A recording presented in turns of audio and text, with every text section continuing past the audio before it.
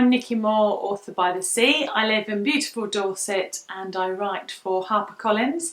I write romance as Nikki Moore and I write women's commercial fiction as Ella Allbright. Thanks for joining me today.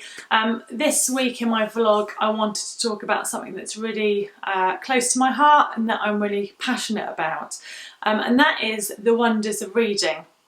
And I mean that in the context of being an author.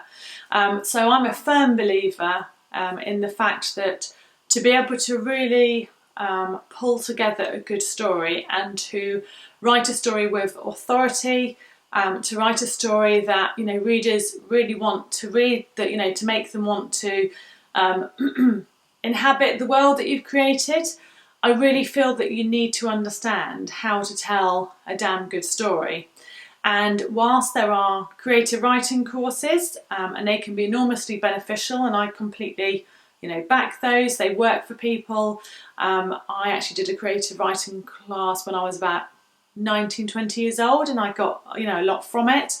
But while there are creative writing classes and whilst there are books and courses on kind of technical writing, I really feel that actually one of the best ways to become a great storyteller is actually to read, and to read a lot and to read widely.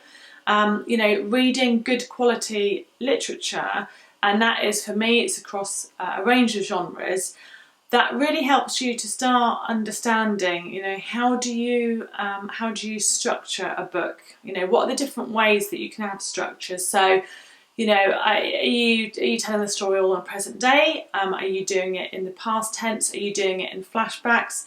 Are you doing it as shorter, longer chapters? Are you including diary entries or tweets or any kind of social media handles? How is the story unfolding, and what structure is being used to tell that story? Is it a 3-act structure, for instance?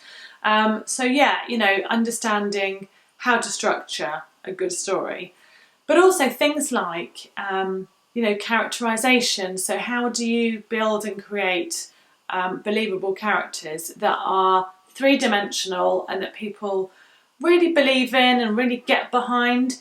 And you can have sympathetic characters where you're really rooting for that person, and they're a good person, they have good intentions and motivations. You can also have brilliant anti-heroes, and unreliable narrators. So people that actually, you might not necessarily like that character, but they are 3-dimensional in their kind of unlikability. And you like the way that the story unfolds through their eyes, through their voice. And one of the best for me kind of anti-heroes, I really like Julie Cooper. And the series with Rupert Campbell Black, the kind of Rider series, he can be, I won't swear in my vlog, but he's not a nice guy a lot of the time. He can be really badly behaved, kind of sexist, outdated views, but actually there is something enormously charming about him as well. Characterization. The other thing in terms of reading fiction, the things that you can kind of take from other people's stories, things around kind of pacing. How do you keep the tension up in terms of the conflict between characters, or what a character's trying to achieve in terms of the plot? How do you keep it tight? You can learn a lot about pacing in terms of sometimes it's about having really short, snappy paragraphs and chapters. Other times, if you want to slow down the pace, it's having longer sentences, longer paragraphs, longer chapters. So pacing is really important. And I think setting as well. For me, often in a book, a setting, if it's kind of a village that the person's created, or it's I don't know, sci-fi or fantasy, and they've done lots of world building and it's very rich in detail. Or it could be the opposite. It could be, a real life city or town that's very well known. But for me, setting is often as much as of a character as some of the main characters in the story are. It offers this amazing backdrop to tell a story against. So learning how to kind of visualise that for people, and how to kind of use the setting to the utmost to kind of create, you know, atmosphere and kind of set the scene. Really, really important. So I think, you know, what I've done over the course of my, well before my writing career began, you know, I was a very young reader. I absolutely loved reading books. I loved being transported to another place, you know, for periods of time. And I've always read widely. So one of my tips for you would be, it's not just about reading in the genre that you are planning to write in, or you're, you know, writing in and maybe even being published in.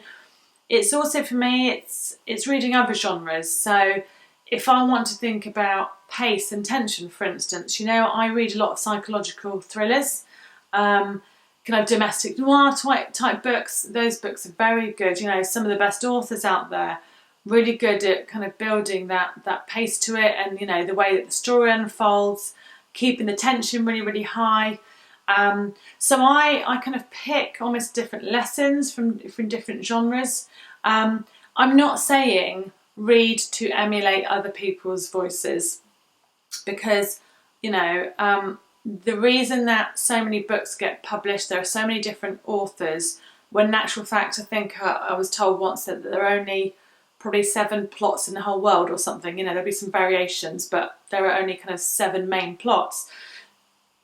The reason that we still have so many stories and books and authors is because every author tells a story in a different way, and that comes through your voice. And your voice has to be, you know, authentic, and you have to write from the heart. So when I'm saying, you know, I believe in the power of reading in terms of learning how to be a great storyteller, I'm not talking about picking up someone else's book and trying to emulate their voice, or trying to copy, you know, what they're doing, or taking elements of their story, because you don't want to obviously find yourself on the wrong side of a lawsuit, you know, because you've infringed copyright. But it's about kind of seeing the bigger picture and being able to just kind of learn lessons from books. One thing that I do is that when I'm writing a book, I try very hard not to read a book in the same genre, because I don't want to accidentally, kind of almost through osmosis, accidentally take on some of, you know, that writer's kind of elements, or unknowingly kind of pick up on a sentence and use it in my own book. So when I'm writing women's commercial fiction, I almost go out of my way to avoid other women's commercial fiction, and I will read genres like psychological or sci-fi or fantasy. And then when I finish writing, you know, that book, I kind of go back and absorb lots of women's fiction. So just to be really clear about that, I read books now on kind of 2 different levels. So I read books as a reader, and I also read them as a writer. So, you know, first and foremost, when I read for pleasure. I absolutely love reading. I just get swept away.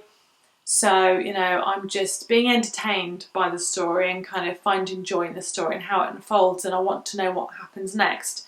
And actually a brilliant example of that is, I was reading Dorothy Coombs' her new one, so I think it's Tell Me Your Secret. I loved the kind of the dual viewpoints, you know, so seeing through the eyes of 2 different characters, and it's about a serial killer. In essence, it's a really complex, dark story.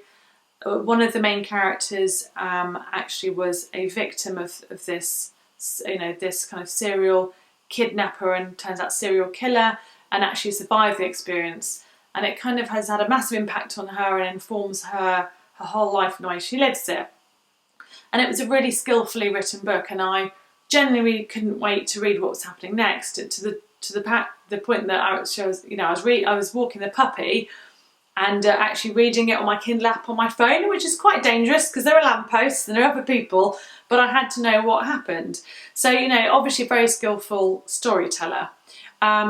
So, you know, I do think about, you know, I want to read to enjoy the story. And actually, the better an author is and the better the story is, the harder it is actually for me to put that kind of writer's hat on. Because that's the kind of, the other thing that I do is when I'm reading a book, there are certain points where I kind of go, that's interesting, you know, what did they do there? Why is it that that bit is so well written, or, you know, how has the author kind of unwound the story. So I do look at it in terms of, you know, I'm thinking with my kind of editor's hat on, my writer's hat on. But like I said, the more effective the writing, actually, the harder I find to kind of take that step back and be looking at it, you know, as an editor, as a writer. When I first started writing seriously to be published, which was about 2010, I actually won I was a finalist in, it was a Writers and Artists Handbook competition, and it was I think it was 1,000 or 2,000 words. It was to write an article on non-fiction of how to write a bestseller. Now, I barely started writing at that point, and I was a finalist. And I strongly believe the reason I was a finalist was because actually I had read so much in the years building up to that I understood the key components of what makes, you know, a great story and therefore a bestseller. So I really do believe there is something about reading, and reading widely, to be a successful author. Of course, there are non-fiction books, and I read autobiographies as well. And there are also non-fiction books about writing and the craft of, and I also read those.